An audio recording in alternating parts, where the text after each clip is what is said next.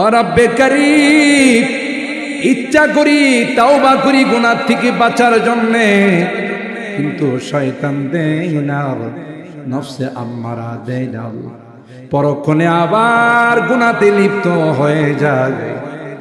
এই তো আজকে রাত্রি ঘুমাই না, দীর্ঘক্ষণ পর্যন্ত কোরআনের তাফসীর শোনার পর আল্লাহ বুধল বাজার হাই স্কুল মাঠের দিকে তুমি তাকাইয়া দে।